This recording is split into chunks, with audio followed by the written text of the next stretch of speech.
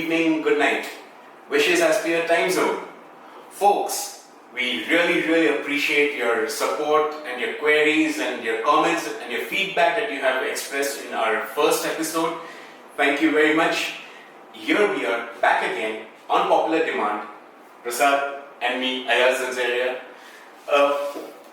The last time we were constrained to speak about the constraints. Right.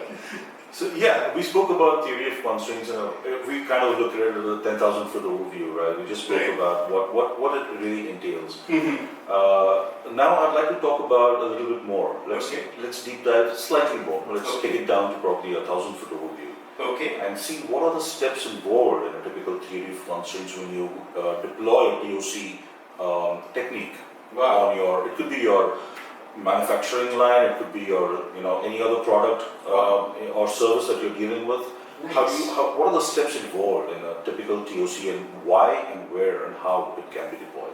Okay, great. So as just to briefly recap, TOC is a comprehensive technique that we use in an entire process. We're to see how we can maximize the output or the throughput flowing through the process. Right, gotcha. So the steps involved in the TOC is one, of course, is how do you identify a constraint? Okay. Now, the constraints could be any of three things, right? It could be a resource constraint in terms of you don't have the right kind of machines or the right skilled people on doing that particular process or the sub process. It could be a policy constraint. You have to look at your organization and see what are the policies that is kind of limiting a particular process's output. And the third, it could be external factors. It could be what is called as a permanent constraint.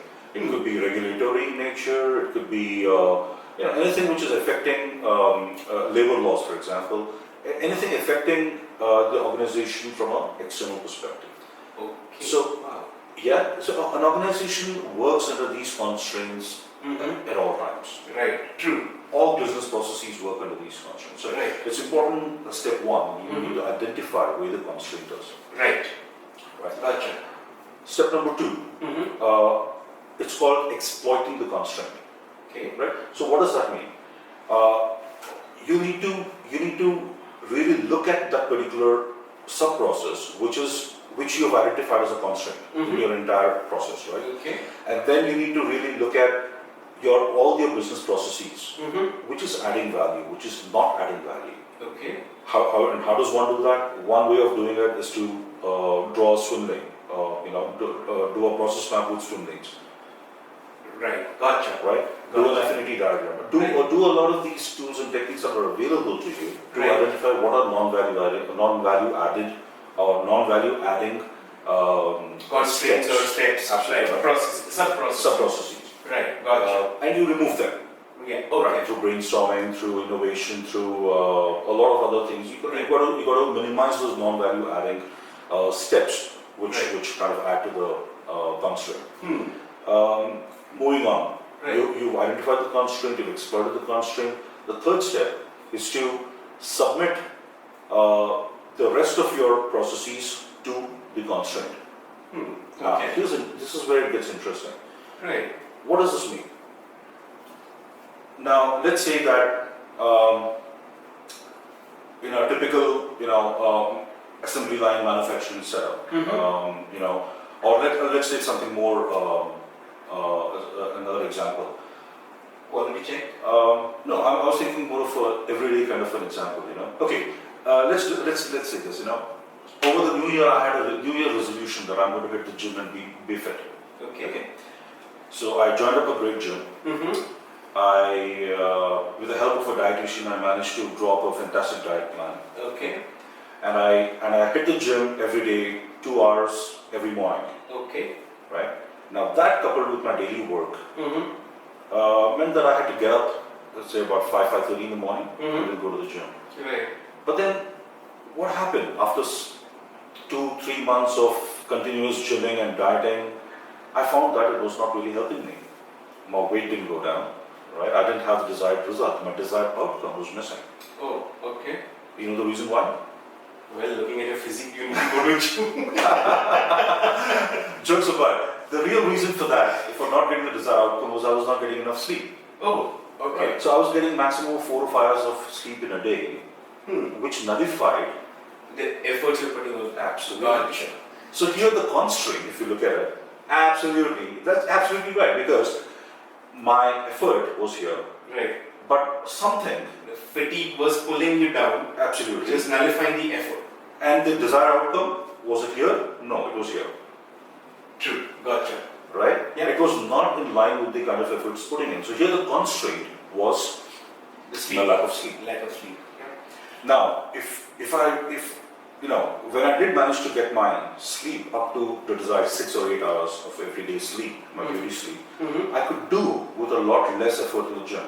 So instead of 2 hours, I could do with 1 hour, Nice. and the desired outcome was definitely up there, Gotcha. So from here to here.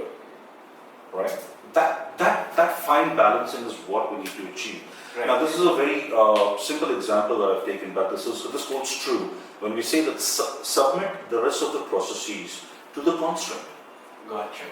Right? Either you elevate the constraint or you submit the rest of the process. There are a lot of times when you find that a constraint cannot be improved, however much you try.